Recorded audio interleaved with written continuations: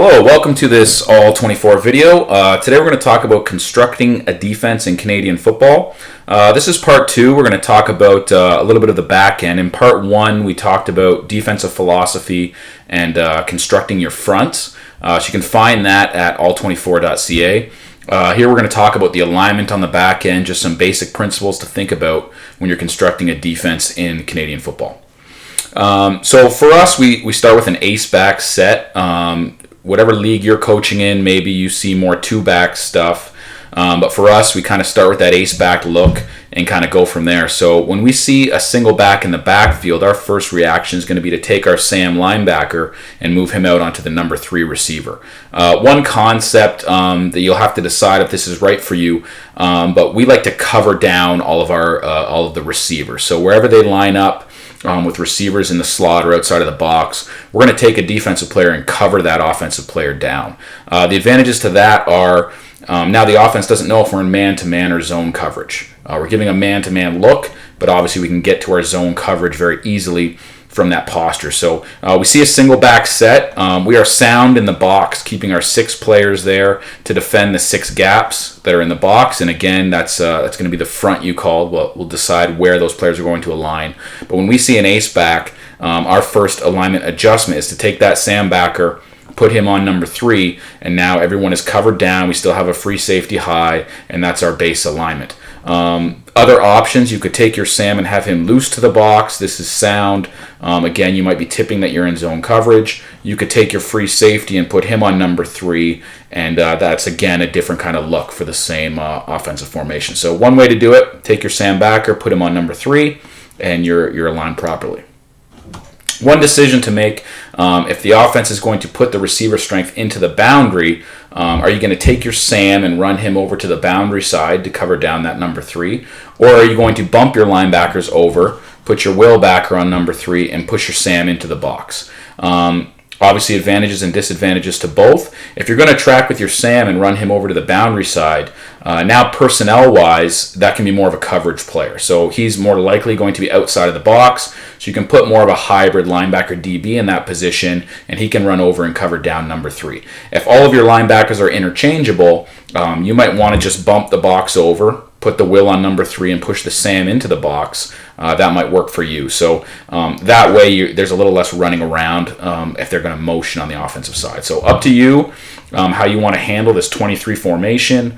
But again, you want to keep it consistent when you start seeing motion and different things from the offense. The next decision you'll need to make is how you're going to handle the wings or the tight ends. So again, there's a lot of different ways to adjust to this, especially regarding how your defensive end and your linebacker are going to work together to handle that C and D gap in the run game. But bottom line is, if you're going to subscribe to the rule that you're going to cover down every receiver, that's now your number 3 receiver. You're covering him down with your Sam. And again, whatever adjustment you want that week, or maybe you have some sideline adjustments where you can go back and forth in the course of a game. But you want to decide how you're going to handle that base tight end wing. What's your base adjustment when you see that tight end wing? How are you going to cover that down? That's another thing to think about when you're constructing your defense. This formation is really interesting to me. There's a couple of basic ways to look at this, and I think whatever decision you make here is going to impact sort of the rest of your defensive playbook. So there's 2 main options the way I see this formation when I look at it. One option is to call this wing here, call him the number 2 receiver. So if you're going to do that, then your cover down rules will put your boundary halfback on this player because that's number 2. Your boundary halfback is covering down 2. I do think that is sound.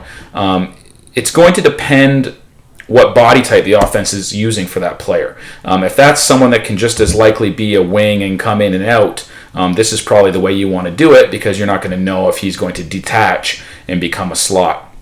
The other option when you see this formation, instead of calling it a 32, you have the choice as a defensive coordinator to call this a 31, right? Tie this player to the box, name that player a fullback, and call this a 31 formation. That might end up looking something a little more like this, where you're going to take your halfback over to the field side, and now your Sam gets to stay in the box, or maybe you push your linebackers over to sort of handle that formation. So obvious advantages here. Now you're tying those linebacker type players to the box. They're more of your run stopping players, and your halfback, who's probably more of a cover guy, is now going to be out on number 3. So again, this specific formation to me is an important one. Are you calling that a 32 or are you calling that a 31? And your answer to that is going to dictate how your alignment works around it. So maybe take a little extra time on this formation, see how you want to handle it, see what your opponents are doing out of this formation. It is a little tough to go back and forth from week to week. It obviously can be done, but what's your base reaction to this formation? Is this a running back? Is this a 2-back set? Or are you calling this a 32 and naming him your number 2 to the boundary? That's a decision that you'll have to make. Next is when the offense wants to go with a heavier box. So as they add players to the box, how are you going to react defensively? Again, we can call this a 22 formation and keep our base rules, put our halfback on 2, and we can play football that way.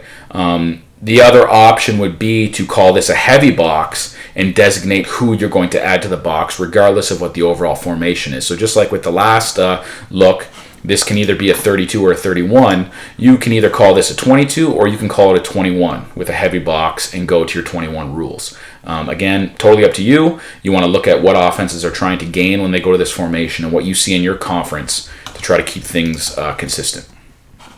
And as we're talking Canadian football, so that means we have to deal with motion. So whatever kind of motion the offense is going to employ, you're going to want to have rules in place so your players know how to handle it. For instance, when a 32 formation becomes a 23, they take that number 3 receiver and run him to the boundary. You're going to want your reaction to that to match what your answers were on a few slides ago, right? Are you running your Sam across? Is that your normal adjustment to a 23? Or are you going to bump those linebackers over so your will linebacker ends up on number 3 and your Sam enters the box? No right or wrong answers, in my opinion. It's just you want to be consistent and deal with motion the same way you're dealing with offenses that line up in that formation to begin with. And then finally, we get into quads. So a lot could be said about 4-by-1 formation. It's something we see a lot of in the Canadian game that the folks coaching American football don't really need to deal with. So a 4-by-1 formation, we see a lot of this, and you have some specific decisions you're going to want to make. One piece of advice would be to go into any game with at least 2 ways of handling this formation. If you only have one reaction of 41 and the offense is able to hurt you in that reaction, then it could end up being a long day for you. You're going to want to have at least 2 ways of reacting to this formation. So if we're going to keep our rule in place of covering down every receiver, if that's something you want to really stick to, then you have 2 main options, which number 1 is to take your boundary half and bring him to the field. Now everyone is covered down. This could be man or zone coverage, and that works. Obviously now you have your boundary corner who's in an isolated situation. So you're going to want to have a player there who can really respond to that kind of situation and execute that coverage with all of that space. Your other option here, if you're sticking with your cover down rules, you can take your free safety down onto 4 and bring your boundary half up to play high. So now you've moved less. It's less movement is required for that because the free safety is closer to that field side. But again, now you have to teach 2 different players, 2 different skill sets, because they're moving to where the other player would have been. So nothing right or wrong with that. There's advantages and disadvantages.